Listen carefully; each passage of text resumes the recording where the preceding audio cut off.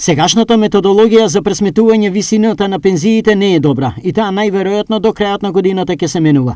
Пензионерскиот стандард треба да се подобрува, поради што оваа промена е потребна, изјави министерката Јагода Шахпаска на средба со пензионерите во Кочани. Методологијата на усогласување на пензиите кон кое што Министерството за труд и социјална политика веќе пристапува и веруваме дека до крајот на годината ќе биде испорачана новата методологија со која што пензиите ќе се усогласуваат и со растот на просечната плата. Освен висината на пензиите, голем проблем за пензионерите е и нивното сместување во постработниот период.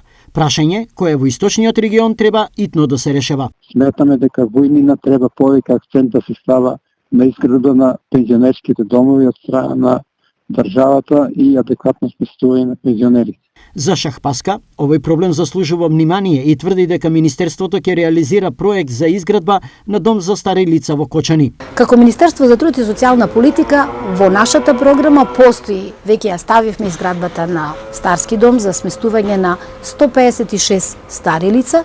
Тоа се стари лица од овој регион на истокот на Република Северна Македонија, кој што треба да биде изграден согласно најсовремените решенија и стандарди за сместување на.